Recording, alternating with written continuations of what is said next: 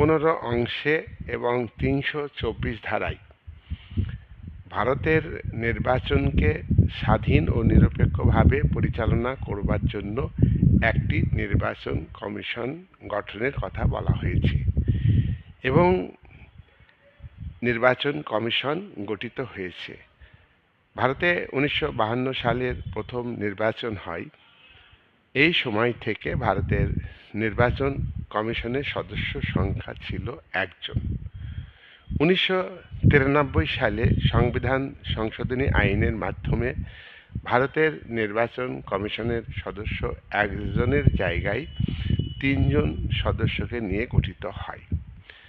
3 জনের মধ্যে 1 জন মুখ্য নির্বাচন কমিশনার আর 2 জন সাধারণ নির্বাচন কমিশনার। এই 3 জন নির্বাচন কমিশনারকে নিয়োগ করেন ভারতের সর্বোচ্চ শাসক রাষ্ট্রপতি। ভারতের নির্বাচন ব্যবস্থাকে স্বাধীন ও নিরপেক্ষভাবে পরিচালনা করবার জন্য নির্বাচন কমিশন নিরপেক্ষভাবে দায়িত্ব পালন করবে। কিন্তু দুঃখের বিষয়, ভারতের নির্বাচন কমিশনের নিজস্ব কোনো কর্মী বাহিনী নেই নির্বাচন পরিচালনার জন্য। সেই কারণে নির্বাচন কমিশনকে কেন্দ্রীয় সরকারের কর্মচারী এবং রাজ্য সরকারের কর্মচারী ও উচ্চপদস্থ অফিসারদের উপর নির্ভর করতে হয়। তাই যখন যে দল সরকার গঠন করে সেই দল নির্বাচন কমিশনকে দলীয় স্বার্থে, সরকারকে টিকিয়ে রাখার স্বার্থে ব্যবহার করে।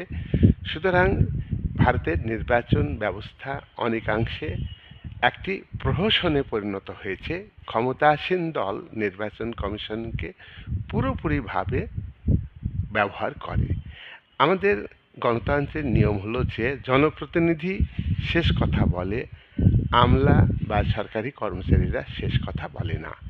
এই আমলা বা সরকারি কর্মচারী যখন কেন্দ্রীয় সরকারের বা রাজ্য সরকারের কর্মচারী থাকছে তখন এক দায়িত্ব পালন করছে, কিন্তু যখন এরা নির্বাচন কমিশনের সদস্য হচ্ছে, নির্বাচন কমিশনের দায়িত্ব পালন করছে, তখন তারা নির্বাচন কমিশনের নির্দেশ মতো চলবে। আসলে এরা হলো কেন্দ্রীয় সরকার, রাজ্য সরকারের কর্মচারী। তারা নির্বাচন কমিশনের যে ভূমিকা দরকার, সাংবিধানিক যে ব্যবস্থা, সংবিধানের 15 অংশে এবং 324 ধারায় উল্লেখিত অংশে যে ব্যবস্থা, সেটাকে মান্যতা দিতে পারে না। তারা ক্ষমতাসীন দলের দ্বারা প্রভাবিত হয়ে কাজ করে।